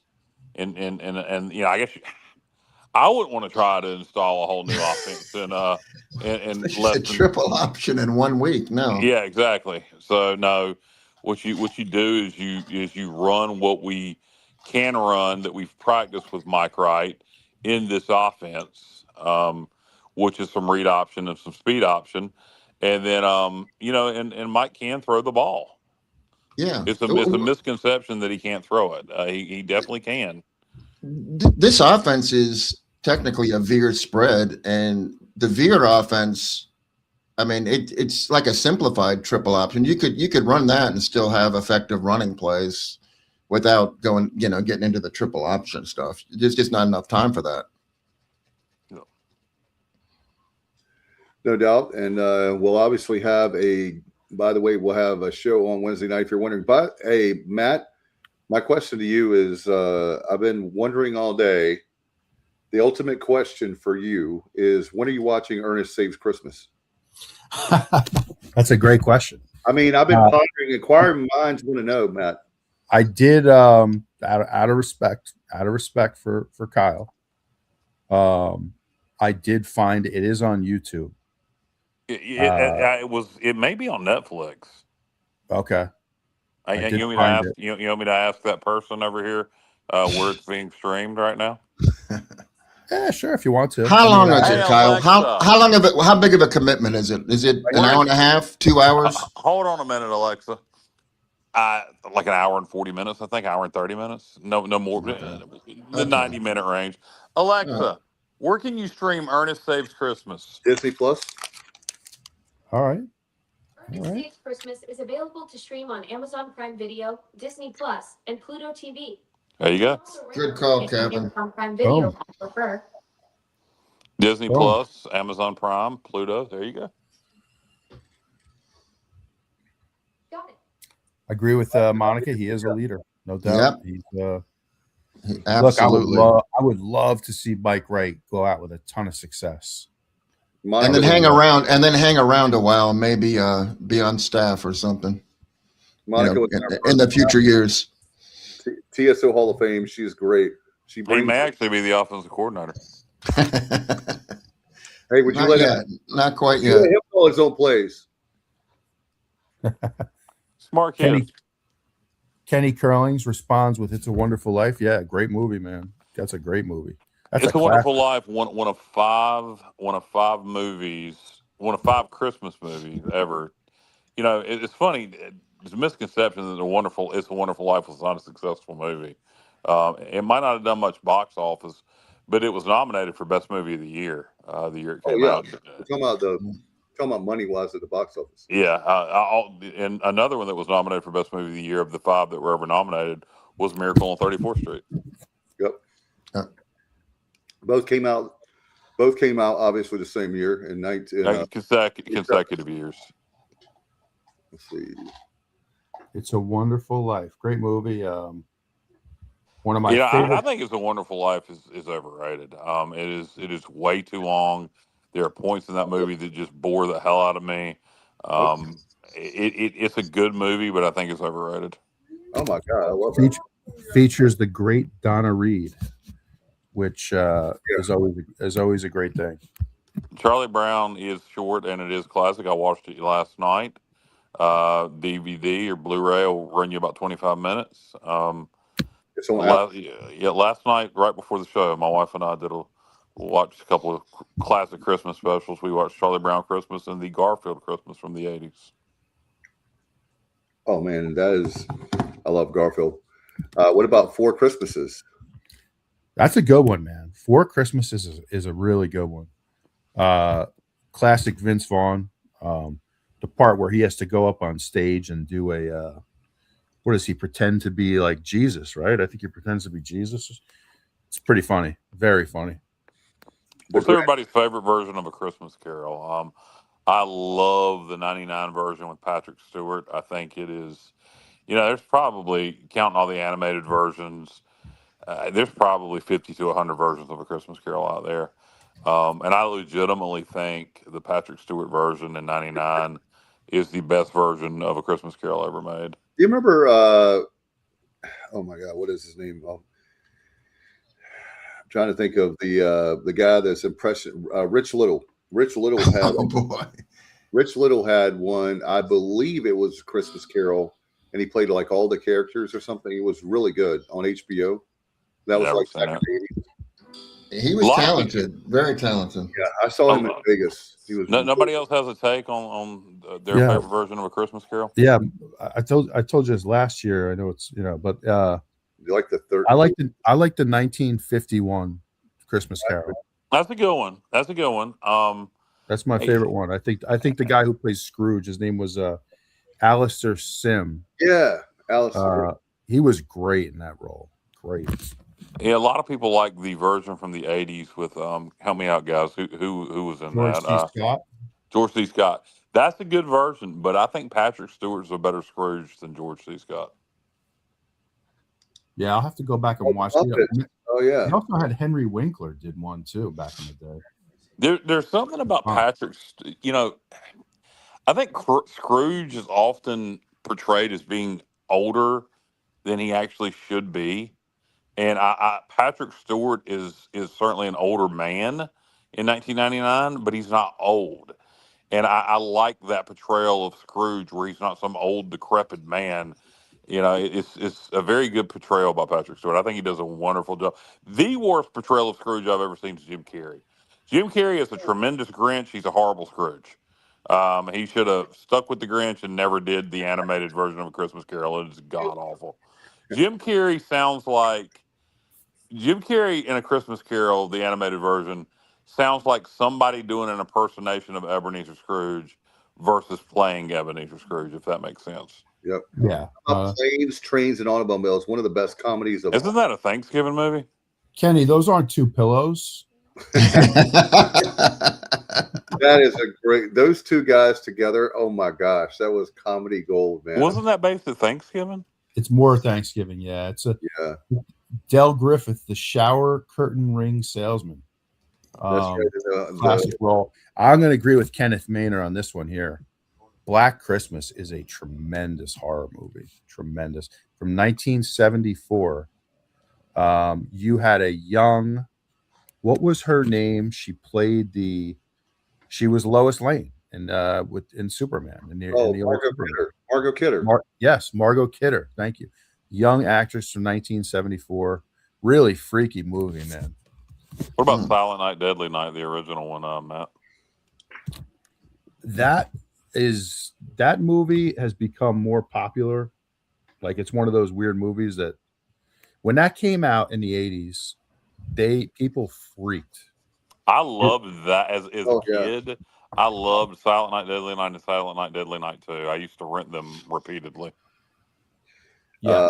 Long King Guru 22 said, whoever it is, I'm shocked no one has mentioned Die Hard yet. It's because it's not a Christmas movie. Painter, Captain Ben Stolen, all these folks are. Is Trading Places a Christmas movie? Kyle? Trading Places, is that a Christmas movie? With Lindsay Lohan? No, Eddie Murphy and. I'm going to obviously answer this question. I've never seen it. You've never seen it? Wow. Oh, wow. No, I have not. That I is thought it was a Lindsay Lohan movie. Clearly not. hey, Matt. So he's making you watch Ernest Saves Christmas. Ernest Saves Christmas is a tremendous movie. I like Ernest. I'm giving you a hard time. I like Ernest, but Trading Places is a good movie. Clarence Beeks. Oh, great character, man. Matt Revin said, "You lost me at It's a Wonderful Life is overrated." It is overrated. No. We're gonna do a review. We're not gonna after tonight. No more. Okay. Yeah, I am thinking of Parent Trap. No more mentions of Ernest until the big reveal next week. On Sunday. Yeah, I got to watch it, man. I'm going to watch it as well. So Gremlins is not a Christmas movie. It takes place at Christmas, but Elf is definitely a Christmas movie. Yeah, am I the only one that thinks Dirty Santa was funny? Bad Santa. Bad Santa. Yeah, Bad with Santa Billy is Joel. excellent. Bad Santa. Yeah, that's a big admission on everybody's part. Bad Santa is excellent. The sequel. Thank you. The That's sequel, my Bad favorite. Santa 2, is not that great. No. But the original Bad Santa with Billy Bob Thornton. Yeah. I mean, just. Hey, Matt. The interaction with him and that little boy just. There you go. The warm world of electric sex. Matt purchased a leg lamp today, guys. Monica, let me tell Monica. It's funny Monica mentioned that because just today I put up a 2-foot leg lamp. And that is exactly what I texted Matt when he sent me the picture of it, Monica. I said the warm glow of electric sex. And you know what? The best part of the story was my wife actually liked it. Really? It was Nice. it was an ode. What do they call that? Like an ode, or I don't remember what the word is, but it was basically paying respect to the movie. She liked it. So an ode, a tribute. Yeah. Well, why wouldn't she like it? Yeah, well, that's the funny thing about the movie. Remember how the wife hates it so much? Yeah. Well, that's. I mean, it's the 1940s. I mean, yeah. Bad Santa is tier 1. Bad Santa. Look, that's what I was about to get to. The interaction between Billy Bob Thornton and the little boy in that movie. Just I can think about them driving in the car, and he goes, "God damn it! Did somebody drop you on your head? How could they drop me onto my own head? No, not onto your own. Are you effing with me?" And it just, just the. I there's agree, so Kyle. much great stuff in that movie. I love the mom from Gilmore Girls. The Santa. There's a lot of great parts in that movie. Alan said, "You've never seen Trading Places. My God, how sheltered of a life do you live?" Not very, but I've never seen that movie. I love this from Monica Fragile. Oh yeah, Yeah, it must a be major Italian. award. It was a major award, Monica. I had to put it up. They could have been a bowling alley. Oh man, And I've actually had it where on Christmas Eve I had to. So many quotes we can do from A Christmas Story. Yeah, I actually had Christmas. I can't remember where. Maybe about 20 years ago, I was going somewhere and the people said they were cooking, and they didn't cook. So we actually got Chinese food, and I said, "This is like great because I love Jack the Rose with bells of Rory, rah rah rah rah rah rah rah rah. Halls." we got a Krampus mention. They bring the goose out and they chop the head off, and it's a fantastic movie. And that's another. Some people hate A Christmas Story, which I do not. Hey, I'll tell you an interesting take on A Christmas Story, in my opinion. And we're going to do all this Sunday night. Tune in for the Christmas special now that we've done it twice already. But as a kid, when I would watch A Christmas Story, I thought the old man was mean. As a kid, when I would watch that, I would think the old man was mean. As an adult, he's not mean at all. He's just a stressed dad. He's got a good sense of humor. He and then at the end of the movie, something you don't even, as a kid, you kind of overlook. The whole time you don't even realize he's paying attention that Ralphie wants this BB gun. Ralphie's asked his mom, he's asked Santa, but he didn't ask his dad, and the dad gets it for him. And just little subtle things like that make that movie great. I think the people that don't like that movie, besides if they're just tired of it, I could get that. The people that don't like that movie don't get that movie. They don't get the subtle nuances of it. Yeah, Monica says typical dad crashes out. Exactly. Yeah. Look, Scott Farkas is one of the great. Robert, Eddie Murphy's first movie was 48 Hours. I'm a big Eddie Murphy fan, so that was the second or third movie. Second, I think, but the first was 48 Hours with Nick Nolte. Scott Farkas is one of the great movie villains of all time, and you know, I remember I saw that movie in the theater. I did too, Matt. Yeah, cool.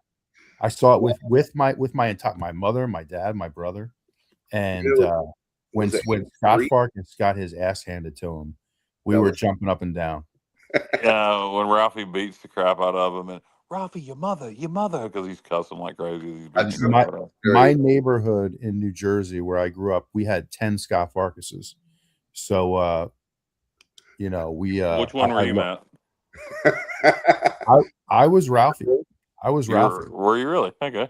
I did put it on a Scott Farkas in the neighborhood one time. Yeah, that movie. I saw that. You know when you saw a great movie is when you can remember like who you saw the movie with, what movie theater, you know, those kind of things. When you see a crappy movie, you don't always remember that you saw it, and you certainly don't remember what movie theater and who you saw it with. Anybody wants to do themselves a favor, this is kind of interesting. Go on YouTube. I guess it's still up there. You can find the Siskel and Ebert review of A Christmas Story. And Siskel and Ebert did not always get everything right, but they did A Christmas Story. They said, one of them, I don't remember if it was Gene Siskel or Robert Ebert, says in that review, he says, I got a feeling nobody's going to see this movie, and then everybody's going to end up seeing this movie. He says that in the friggin' review. Pretty close to an exact quote.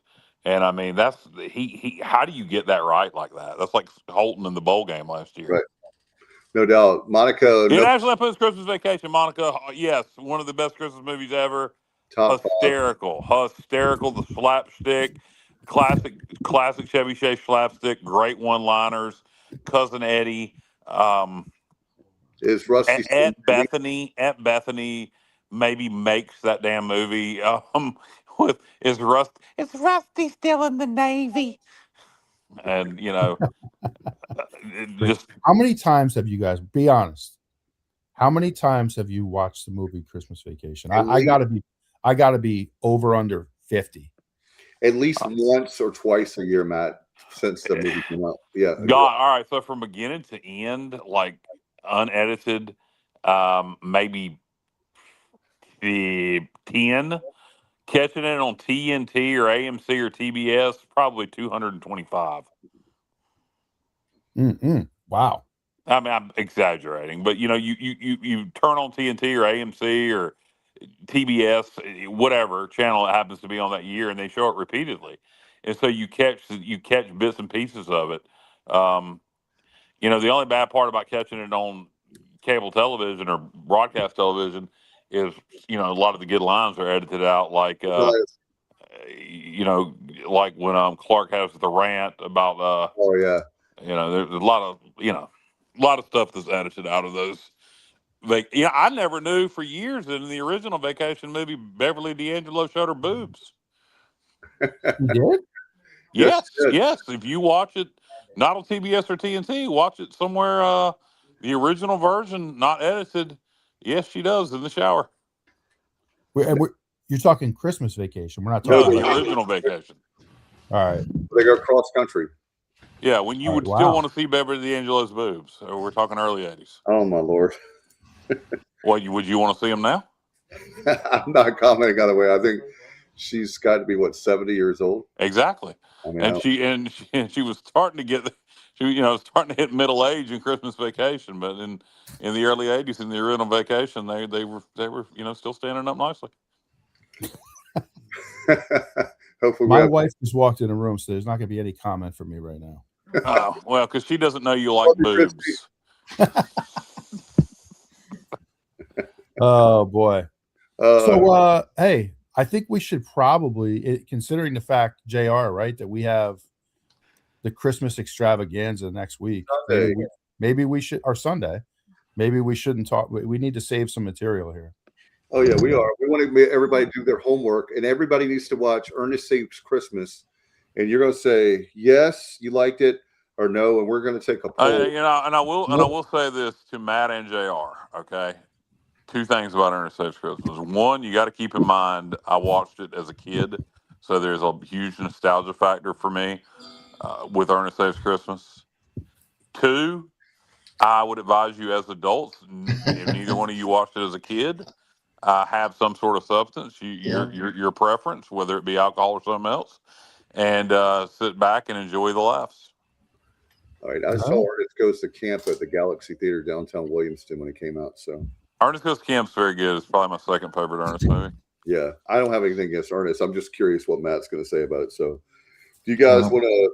I'll give you a full evaluation, and I hope that some of the people who listen tonight and also on last night. Wait, I hope that some other people will watch it too. And Matt, what I will tell you to really notice in that movie is when Ernest plays his characters, when he plays the governor's assistant to get into the prison to break Santa out.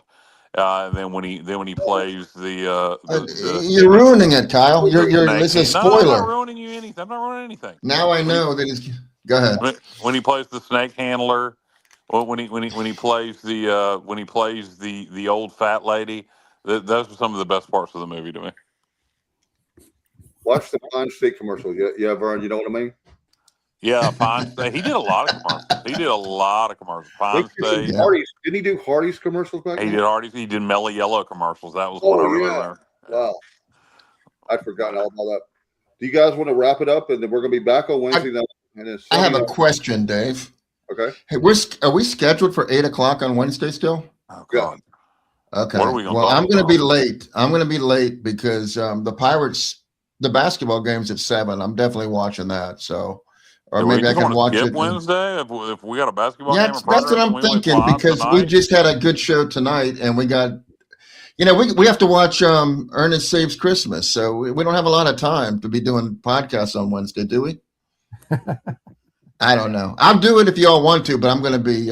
I'm definitely going to watch the game first.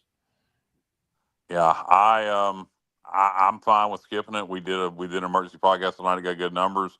I'll say this, unless Dave totally disagrees, unless there's some more major breaking news, which is entirely possible between now and Wednesday, let's just reconvene on Sunday. And if there's a reason to do a podcast on Wednesday, if we have more guys hit the portal, or maybe we've hired an OC, then we'll reconvene on Wednesday. There you go. Good call, Kyle. I think there is going to be an OC hire too. I think it's imminent. It's got to happen soon, and it's probably going to happen in the next 48 hours. So we'll see. Do you know something, JR? Do you have a source?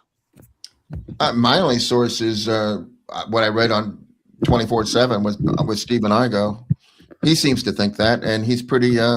He's got a pretty good, touch on the pulse. I've heard that we have somebody. Basically, it's a done deal, and an announcement will maybe be made within the next 48 to 72 hours. And I'll go ahead and leak the name if y'all want me to. Justin, I ain't got to stay tuned. I'll go ahead and leak the name. It is Steve Logan. Oh, wow! I didn't see that coming. Yeah, Steve Logan. Yeah, there you go, guys. Very nice. Well, Matt, your head coach is back. There you go. Very nice. How about that? Offensive coordinator Steve Logan returning on one knee with a towel. On one knee with a towel. I don't think Coach Logan would like. I have a feeling. I'm speculating, but I don't think he would be a big fan of the portal era. Not at all. Not at all. Well, we're gonna find out. All right, guys. What do you? Hey, let's just hope when we talk again next, we don't have any more portal. Justin, stay tuned. Justin, what do you? I mean, well, then why are all these guys transferring? That kind of scares me. All right. Who are we hiring as our new OC that nobody wants? Well, we don't know that, but we'll see. All right, guys, you want to get out of here? All right. We'll have fun, and in the meantime, we'll be with you very soon. In the meantime, guys, it's been great. Don't forget Sunday night. Definitely, we have our Sunday night So in the Christmas special, bowl special combination on Sunday night around 8:30. And we'll see you then. And maybe even sooner than that if there's any breaking news at once. Thanks for watching our transfer portal. Should I stay or should I go show here on the Sports Objective? Good night, everybody. And as always, go Pirates.